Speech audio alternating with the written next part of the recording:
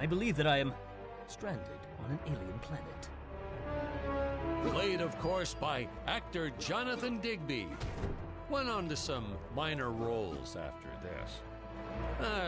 Such a shame. I thought from day one this guy's got leading man written all over his face.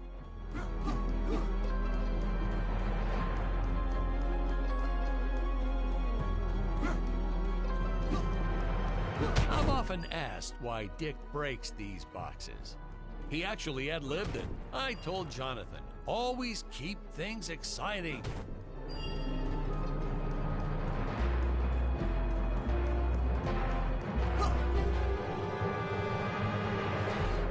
Greetings, citizens of Gravoria. I am Dick Starspeed, and I come in peace.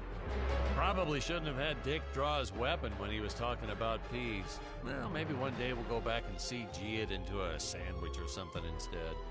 Ha! Just kidding. This is what people pay to see. A no-name middle-aged B-list actor duking it out with stuntmen in costumes. Such stunning choreography. The extras in those robot suits really knew how to take a punch. Oh, literally. I told Jonathan not to hold back. Give it all to him. Kick him in the nuts and bolts. And I know what you're thinking, but don't worry. We handled it responsibly. We made them all sign waivers not to sue for injury.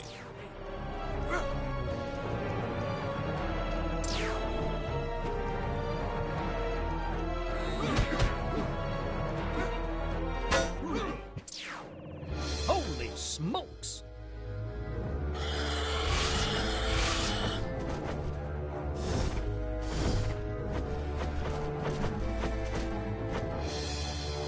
If I land squarely on that grain silo, I should survive this fall unscathed. I shouldn't say this now, but you could actually see the strings if you squinted hard enough.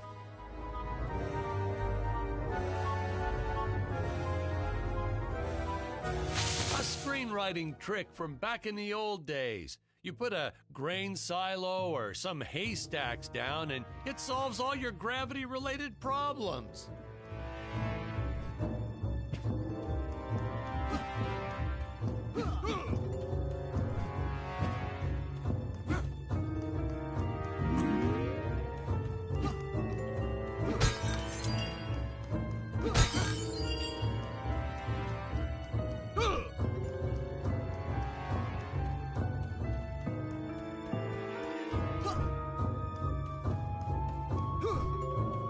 It appears some of my equipment was lost when my ship was shot down. But what luck! This high-tech scanner reports that my ray gun is nearby.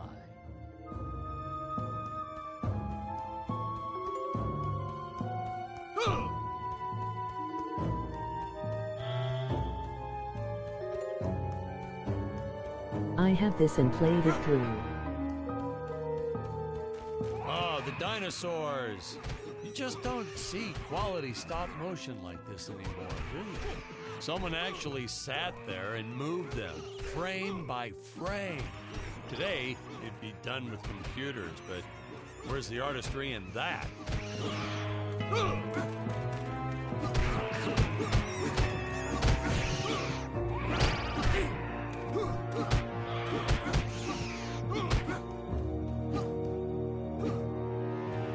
It's pretty funny how they make fun of old movies.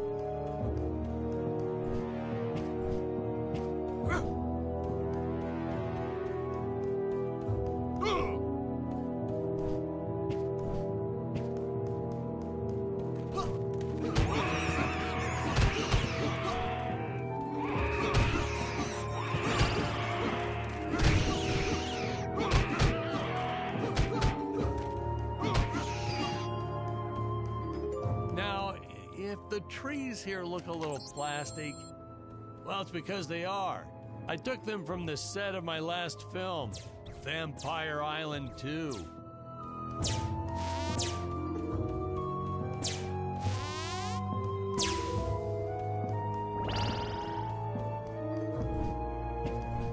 We got our fair share of nasty letters from scientists complaining about our portrayal of the dinosaurs was news to me. Apparently, these stegosauruses weren't meat eaters. Must have preferred shellfish or something. Wow, how do they know? That's what I say.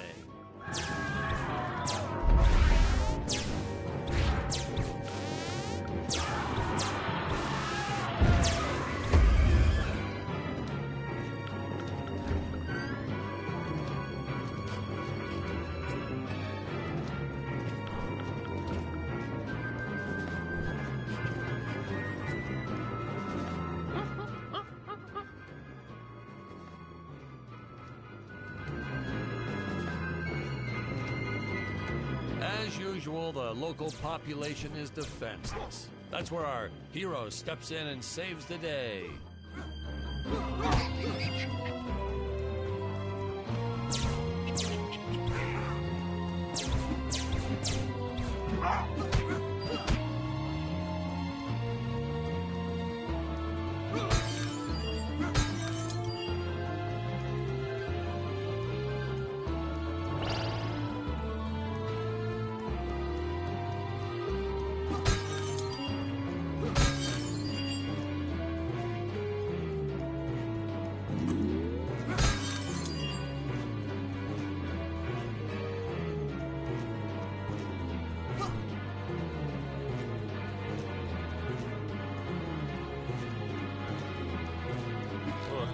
We put Jonathan through a lot shooting this film. He wasn't the best actor, especially when reacting to getting hit. He's what you call a flincher. So I told the stuntman to really just go to town on him. It's the only way to get an honest performance sometimes. Our props master tried to make the weapons soft, but there's only so much you can do. Lucky for us, How Dick's curious. entire body was covered in that Dissolved into what appears spacesuit. to be That thing was a gold. lifesaver when it came to hiding bruises.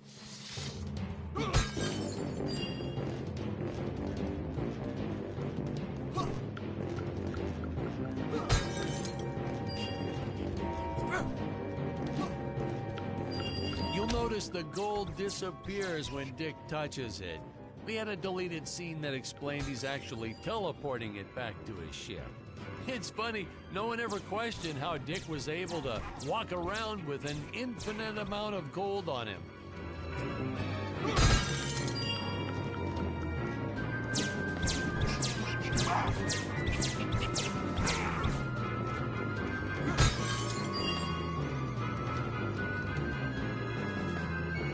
We had to redo these shots. Our first attempt was kind of a disaster. We tried using real apes, thought it'd cut down on the costume budget a bit. But have you ever tried working with apes? They are the worst actors ever. They don't sit still for a moment, and the second you take your eyes off of them, they're flinging their feces all over the place. Jonathan refused to work with them after he got, well, let's just say that he had to take more than a couple of showers one day. You know, you never forget the smell of monkey poo. We steam cleaned the studio top to bottom. Still never got rid of it entirely. All through the rest of the shot, we kept finding those little surprises hiding inside various props. Boy, were those the days.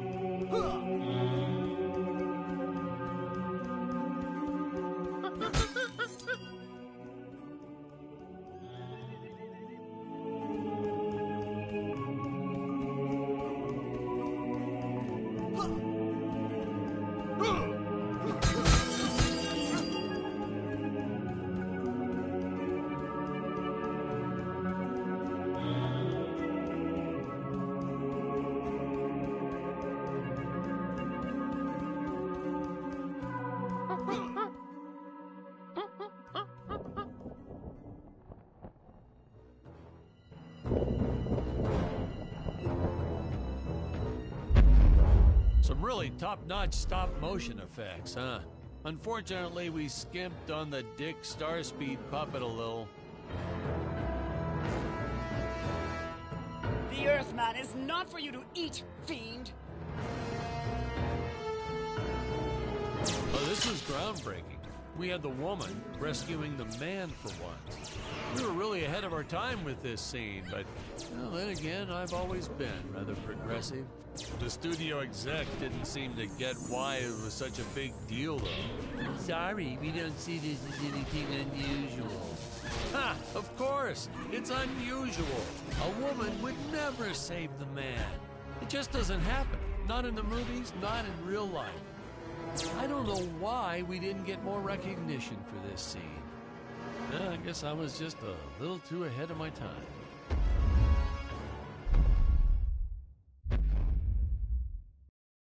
Dialogue scene here. Thank you for saving me, strange woman. What is your name? I am the magnificent Scarlet Nova. Do not question my motives. Just be happy that you are still alive. I must speak with my father at once. I shall teleport. For all eternity! Ha, the old fool did not notice I am wearing my jetpack. Booster usage. Jump. Wait. Wait. Use booster. Survive deadly fall.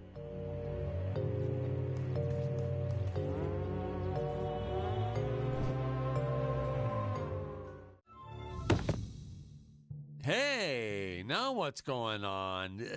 This isn't the right cut. Sorry, sir. These must be unused.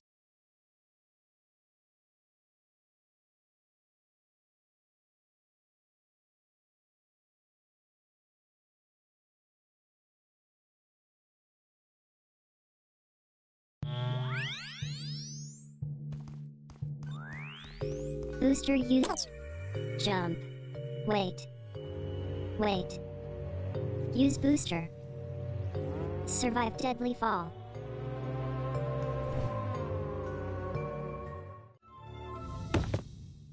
Oh, no, Patrick. You got...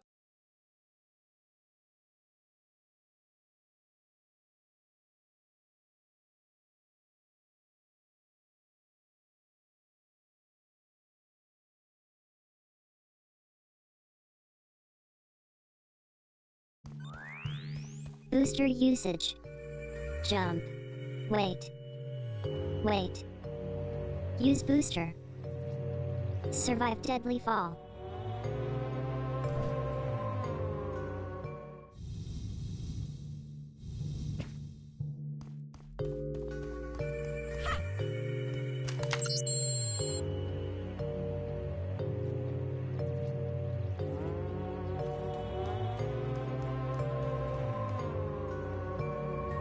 Scarlet didn't quite realize she needed to shoot those energy orbs down below. Keep in mind, Stacy was doing this on a soundstage, okay?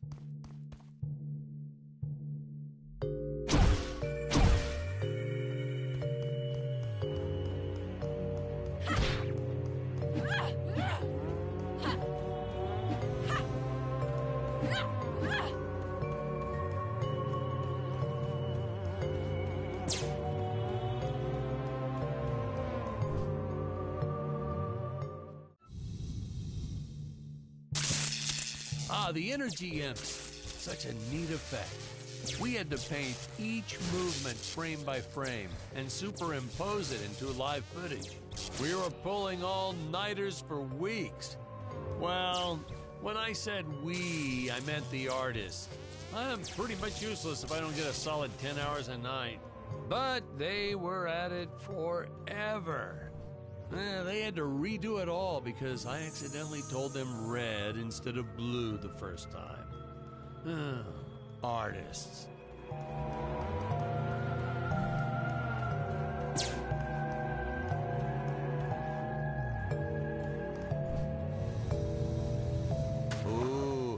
The fearless sea monster, always patrolling the shore, eagerly awaiting for his next meal.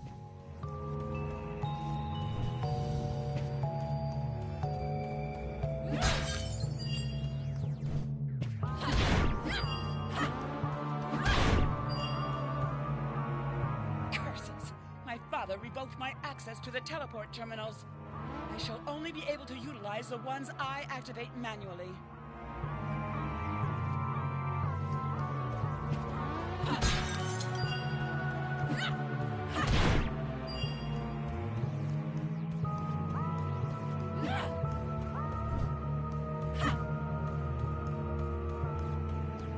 Man, some of these shots are dragging on longer than I remembered.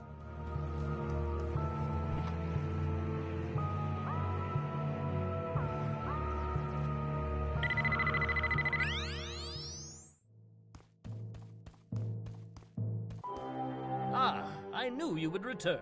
Puny Earthman, you shall help me overthrow the Emperor.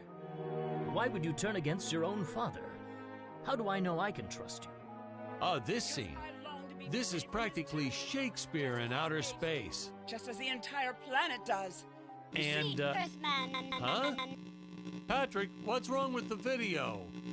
Sorry, sir. Technical problems. Darn it, we're missing some really good writing here. There. Sorry about that. Well, we just passed right by her big scene. Basically, they agree to work together, but one must stay behind in the sleep chamber at all times. Should I rewind?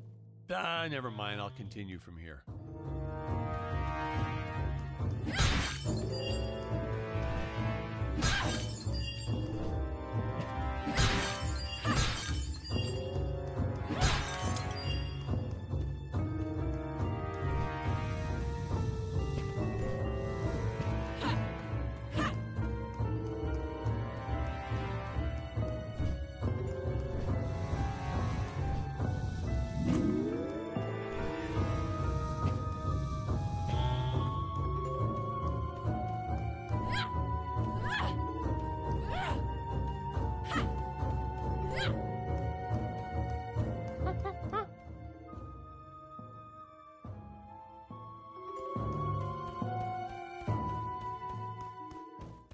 Oh, spoiler alert, our heroes may or may not find a particular tool that will allow them to destroy those rock barriers later on in the film. Right from the start, our budget was a little tight, even by standards back then. To make do, Tony shot a couple scenes in black and white. Originally, he intended to use it for flashbacks. But then I had to break it to him. Our film doesn't have flashbacks. We almost made it a silent film just to cut costs.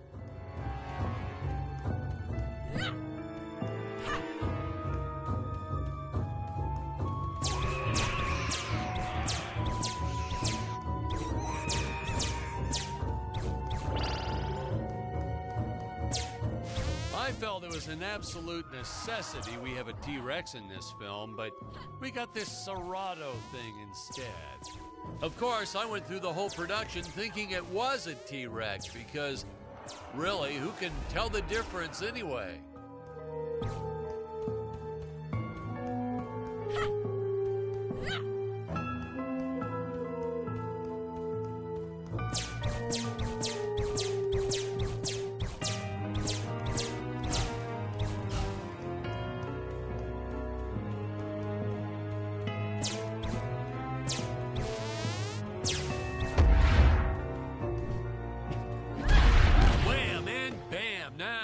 some real action.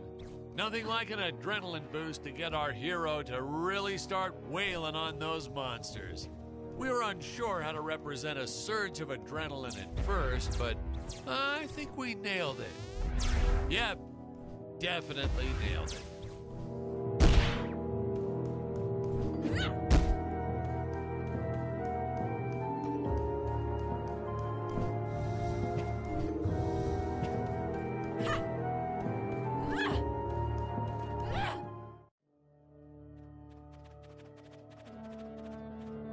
It would appear that now is the time for us to climb the Deadly Tower of Monsters.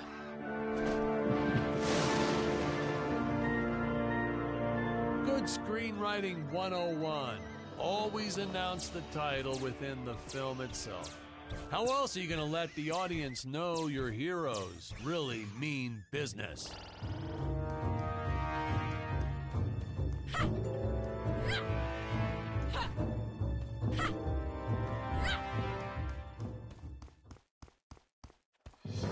Now, that weapon? It's just an electric shaver, but you know, I bet you'd never guess it was, would you? They look so futuristic.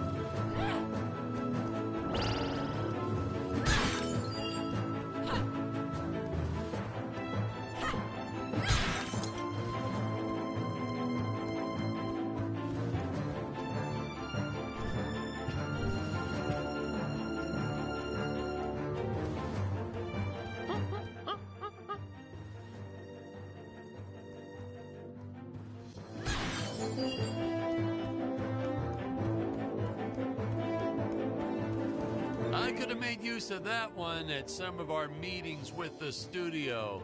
Oh, you'd like to see records of where our budget went to this month? Sure, let me get that for you right now. Boom, boom. Yeah. Unfortunately, those meetings ended in a much different way.